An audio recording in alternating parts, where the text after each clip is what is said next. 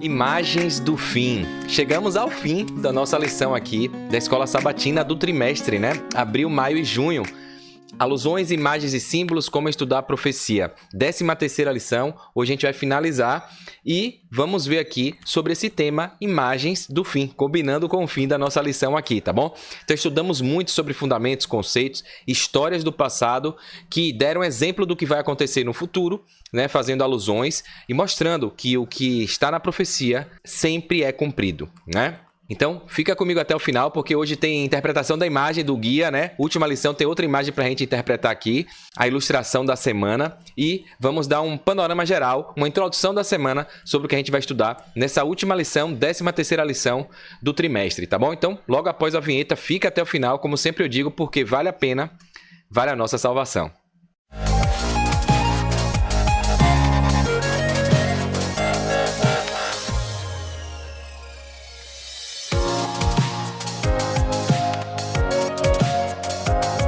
Bem, vamos lá então, né? Estou compartilhando a telinha aqui com você, para você acompanhar hoje sábado, dia 21 de junho, né? A gente está aqui fazendo aí esse fechamento da 13ª lição, que é o guia, né? O guia que é um estudo sistemático da Palavra de Deus da Bíblia Sagrada. Então, esse guia que a gente tem aqui, que a gente vai estar começando na semana que vem, um novo guia que é o livro do Êxodo, né? Se você ainda não pegou, tá? Pega aí na CPB, na Casa Publicadora Brasileira, ou se na sua cidade tiver a loja física da CPB, você pode pegar também, tá bom?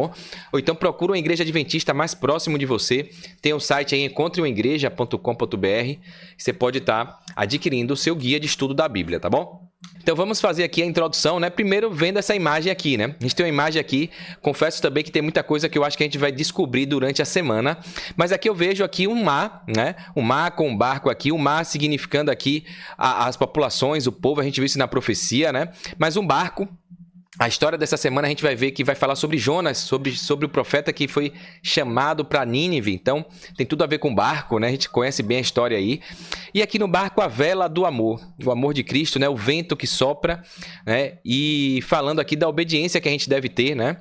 Sempre com o coração, com o amor em primeiro lugar, como plano de fundo. A gente vê aqui o sol da justiça a Deus, mostrando aqui a luz do lado de cá. Na costa, na terra, a tempestade, águas revoltas, né? E aí tem até aquela música, meu barco navega no mar, nas águas revoltas. Então, a gente está vendo aqui que o barco está apontando para a costa, para as águas revoltas, né? Então, nosso barco está sempre aqui ainda ancorado nessa terra. A gente não é desse mundo, a gente é peregrino, é de passagem, né? É uma viagem que a gente vai fazer para o céu, rumo ao sol da justiça, mas por enquanto a gente está aqui. Só que quem está com Jesus, por amor, pela aceitação, essa imagem aqui me diz o seguinte, ó, tem uma corrente que está ancorada na palavra de Deus, na Bíblia Sagrada. Então, mesmo que a gente esteja aqui com o barco nesse porto aqui, quando a gente está com a Bíblia como nossa âncora, a nossa ancoragem aqui, ó, a gente está seguro, está firme, né, num porto seguro. Só que, se a pessoa não atenta à tempestade, às ondas revoltas, o que acontece aqui, as tentações, as provações, as perseguições, as ameaças de morte que a gente estudou nas lições anteriores, e a gente falou de ser corajoso, né, por amor, com coragem, mesmo com as notícias, a gente vê que muita gente vai se perder, a corrente pode ser quebrada.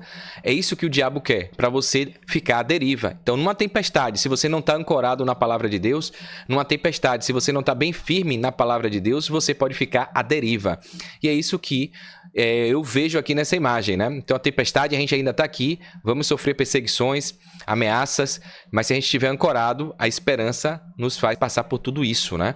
Mas se você deixar a corrente ser quebrada, a fé, né, ser partida, o elo aqui, você se afastar de Deus, você pode ficar à deriva e deixar ser levado pela tempestade, pelas ondas revoltas do maligno, né?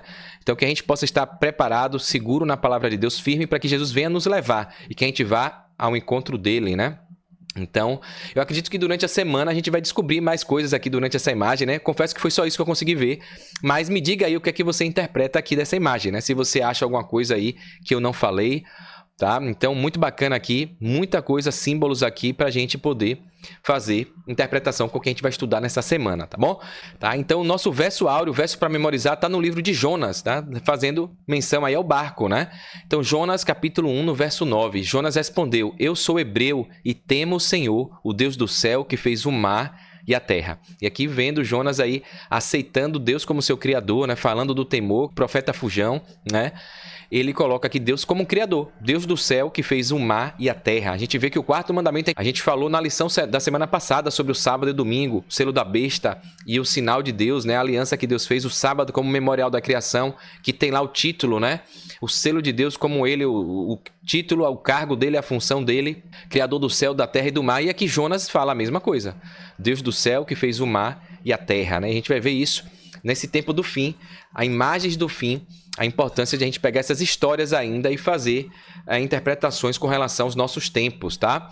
Então, o professor Gilberto Brasiliano, do Lição Fácil, eu sempre pego aqui, compartilho com vocês algumas coisas do estudo dele, porque é interessante. E ele coloca aqui, ó, estudando os eventos dos últimos dias.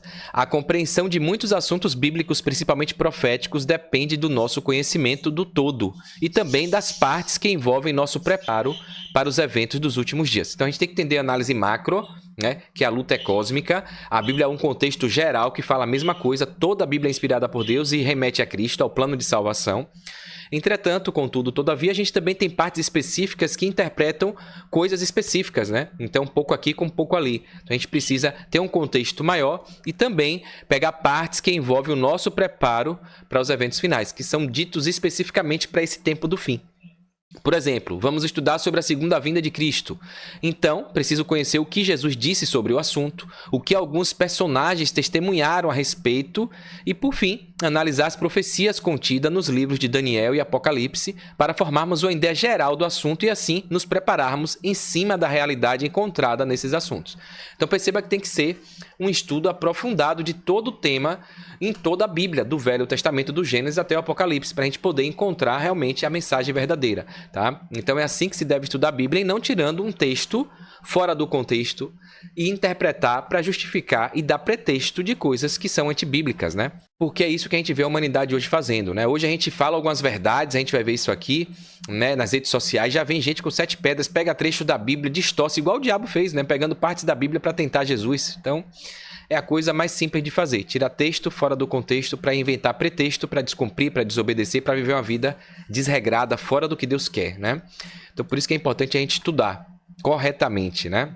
E o professor continua aqui, ó. Uma coisa é certa, o Espírito Santo sempre nos guiará na direção da verdade, que nos ajudará espiritualmente como pessoa e também como igreja.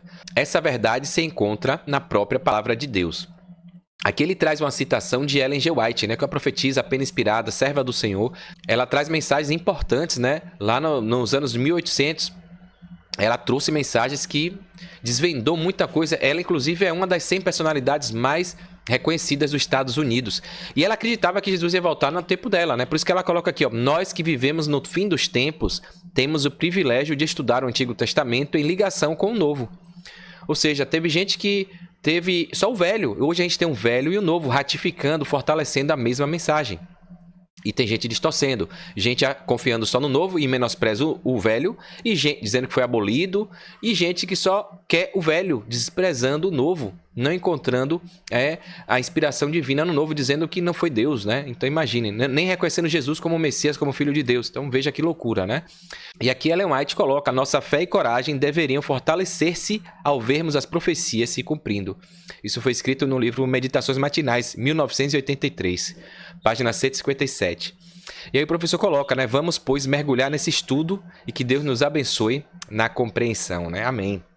Eu vou pegar aqui o guia, tá? Pra gente ver aqui. O guia traz, o autor coloca aqui, ó. Nesta semana concluiremos nossos estudos sobre os relatos bíblicos que ajudam a elucidar nossa compreensão dos eventos dos últimos dias. Estudamos muitas coisas, né? Esse trimestre aí importantes, que salmos, histórias que trazem ali profecias implícitas e que às vezes a gente passa batido, né? Desta vez, veremos a missão de Jonas em Nínive, a queda de Babilônia e a ascensão do rei Ciro, o rei persa que libertou o povo de Deus e lhe permitiu retornar à terra prometida. Assim como nas outras histórias que examinamos, esses relatos históricos têm significado profundo para cada geração. Contudo, também tem relevância especial para gerações que vivem antes do retorno de Cristo. Como eu falei, Ellen White achava que seria no tempo dela. Então foi no século XVIII, né? Ellen White morreu, está descansando no Senhor. Jesus vai voltar para ela, ela vai ser ressuscitada primeiro, né? Os mortos vão ser ressuscitados primeiro, descansa no Senhor. E já se vão aí mais de 2025 anos, né? Pregando a mensagem, Jesus vai voltar, as profecias se cumprindo. Mas eu acredito que não passa mais dessa geração nossa não, né? Tomara que Jesus volte logo. Mas se não voltar, a gente tem que estar preparado para a gente descansar no Senhor.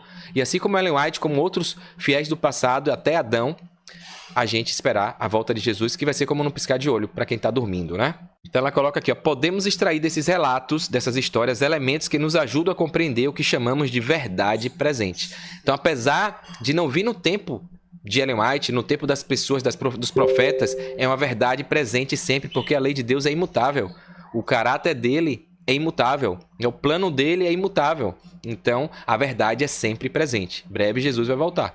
Ele está tendo misericórdia porque ele quer salvar a todos. Mas a gente viu que Deus é justiça e chega uma hora que a tolerância dele basta, quando a iniquidade chega ao caos, ao máximo, né? Como a gente está vendo, igual nos tempos de Noé, e a gente já está vivendo esses dias, né?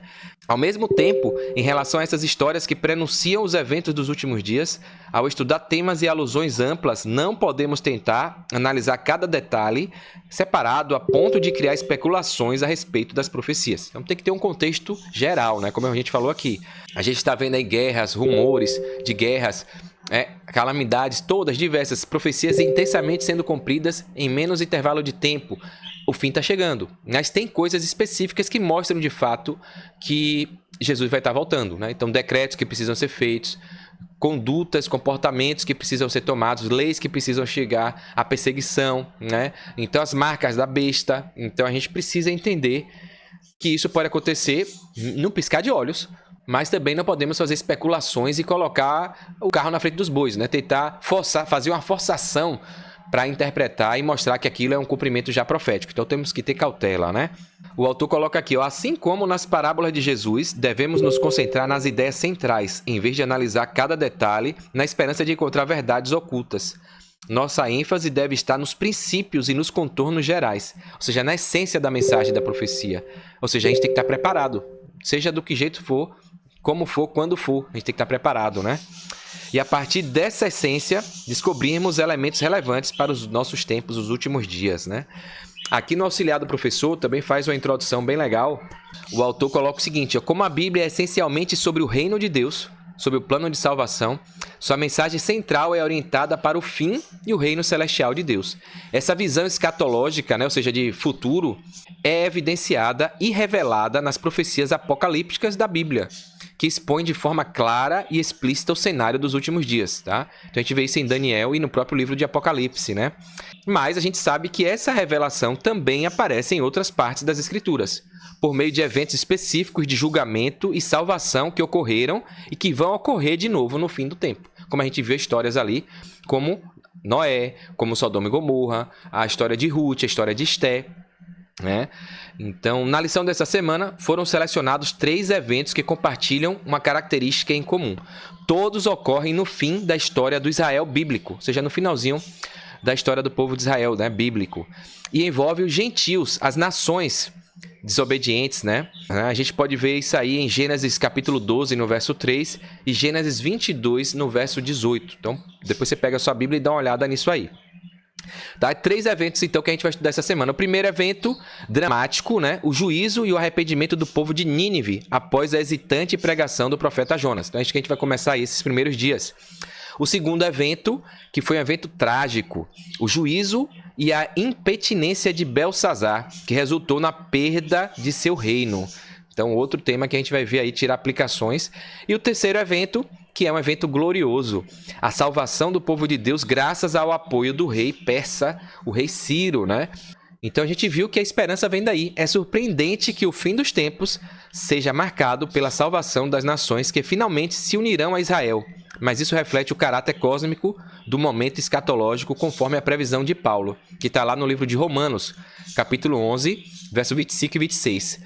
Até que tenha entrado a plenitude dos gentios, e assim todo Israel será salvo, né? Então, Deus quer salvar a todos, e Ele quer levar a mensagem para todos, para estrangeiros, peregrinos, gentios, né? E vai chegar uma hora que ele vai falar, sai dela, povo meu, e aí todos seremos um só povo, governados por um só pastor, né? E aí o fim chegará. Amém, né? Essa é a mensagem, é o que a gente vai ver durante essa semana, finalizando aí o nosso estudo sobre alusões, imagens e símbolos da profecia bíblica, né? Para finalizar, Ellen White aqui tem um comentário dela. Então, pra gente finalizar aqui, Ellen White coloca a importância de tudo isso, né? De profecias, de coisas, fundamentos, coisas que eram explicadas na escola, né? Lá atrás, desde a época dos hebreus ali, e que o diabo foi se encarregando de tirar esses ensinamentos de Bíblia, né? A gente tinha religião, a gente tinha o SPB, que era a Organização Social e Política do Brasil, tinha uma disciplina chamada EMC, Educação Moral e Cívica. Então a gente tinha fundamentos bíblicos na escola e tiraram isso tudo. Você acha que é por acaso? Né? O povo perece por falta de conhecimento, ignorância. E eu fiz alguns comentários, como eu falei, na rede social. A gente vê jovens, adolescentes falando um bocado de bobagem, tudo ateu, tudo herege. A gente bota uma coisa sobre o que está na Bíblia, as pessoas já chamam a gente de preconceituoso, de bitolado, de não sei o quê. A gente vê que o mundo jaz do maligno, né? As doutrinas vãs, as narrativas torpes, as distorções deixaram o povo totalmente no caos. As nossas crianças, adolescentes. E Ellen White aborda um pouquinho disso aqui no comentário dessa lição de hoje. E fica o alerta aí para você ver onde você tem colocado, né, seu filho, qual é a premissa que você está dando. É qualidade acadêmica, científica, né? Ou espiritual, né? Então, porque tem muita gente que quer botar na melhor escola, mas pensando em tirar boas notas, em melhores professores, passar no vestibular, fazer um curso, uma faculdade de direito, de medicina, né? Buscando apenas a filosofia humana, a tradição humana, né? A carreira humana. E a carreira celestial acaba sendo deixada de lado, os ensinamentos bíblicos e espirituais, né? Então, olha o que Ellen White coloca aqui, ó. Tanto nas escolas quanto nos lares, grande parte do ensino era oral. No entanto, os jovens também aprendiam a ler os escritos hebraicos, e os rolos de pergaminho das escrituras do Antigo Testamento eram abertos ao seu estudo. Os principais assuntos do currículo dessas escolas eram a lei de Deus, além das instruções dadas a Moisés, história sagrada, música sacra e poesia. Era o que tinha no currículo das escolas. Nos registros da história sagrada acompanhavam-se os passos de Jeová. Eram referidas as grandes verdades apresentadas pelos tipos, símbolos, no cerimonial do santuário, e a fé se apegava ao objeto central de todo aquele sistema, o Cordeiro de Deus, Jesus Cristo, que tiraria o pecado do mundo. Alimentava-se um espírito de devoção. Não somente se ensinava aos estudantes o dever da oração, mas eles eram ensinados a orar, a aproximar-se de seu Criador e ter fé nele, compreender os ensinos de seu espírito e obedecer-lhes, né? Então perceba como isso tudo foi perdido, né? Ainda que haja diferentes graus de desenvolvimento e manifestações diversas de seu poder para atender às necessidades de homens e mulheres nas várias épocas, a obra de Deus em todo o tempo é a mesma. O Mestre é o mesmo. O caráter de Deus e seu plano são os mesmos. Com ele, não pode existir variação ou sombra de mudança, conforme está escrito em Tiago, capítulo 1, no verso 17.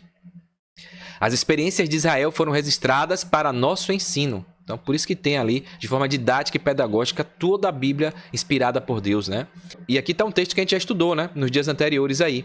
Estas coisas aconteceram com eles para servir de exemplo e foram escritas como advertência a nós, para quem o fim dos tempos tem chegado. Isso está em 1 Coríntios, capítulo 10, verso 11. E aqui Ellen White coloca, ó, para nós, eu e você, bem como para o Israel antigo, o êxito na educação depende da fidelidade em executar o plano do Criador. A união com os princípios da palavra de Deus trará grandes bênçãos para nós, como teria trazido ao povo hebreu. Isso está no livro Educação, página 32 a 35. E aqui ela finaliza deixando uma mensagem também especial para a gente, dizendo que Deus deseja revelar hoje, por meio dos nossos jovens e crianças, as mesmas poderosas verdades que foram reveladas pelos homens do passado. A gente pega aí a história de todos os grandes nomes da Bíblia, de Daniel, dos três ali, Sadraque, Mesaque e Abednego, de Maria, tinha 14 anos, 15 anos, 17 anos, 18 anos. Os discípulos todos ali, o mais velho era Pedro, que pagava imposto, ele e Jesus, né, que devia ter ali 20 e poucos anos, 22, 24. Os outros todos 19, 18, 17, tudo jovenzinho, né? Então, porque a gente lê e parece que eram todos maduros, pessoas, né, adultos, né? Então a gente percebe que Deus tem chamado crianças, jovens, né? A maior necessidade do mundo é a de homens no sentido de ser humano, né? Seres humanos que não se comprem nem se vendam. Seres humanos que no íntimo do seu coração sejam verdadeiros e honestos. Homens que não temam chamar o pecado pelo nome exato, homens cuja consciência seja tão fiel ao dever como a bússola é ao polo, homens que permaneçam firmes pelo que é certo, ainda que caiam os céus. Um caráter assim não é obra do acaso, nem se deve a favores e concessões especiais da providência. Um caráter nobre é resultado de disciplina própria, da sujeição da natureza inferior pela natureza superior, né? Não é autoajuda, é ajuda do alto, né? A renúncia do eu para o serviço de amor a Deus e à humanidade. Livro Educação, página 40, né? Então, que a gente seja fortalecido, que a gente assuma essa missão de ser exemplo, né? Sermos homens e mulheres que não temam chamar o pecado pelo nome, que a gente se posicione, não tenha medo das narrativas do mimimi, dos ataques, né? De sermos chamados de intolerante, de radicais, de extremista, de preconceituoso. Não existe ninguém que ama mais do que o cristão, né? Pelo menos deve ser assim. O cristianismo, como eu falei aqui, os países de matriz cristã são os mais tolerantes, até com os absurdos. E enquanto tem gente que quer dizer o contrário, que a igreja é opressora, que a igreja é isso e aquilo. E são totalmente infundadas essas colocações, né?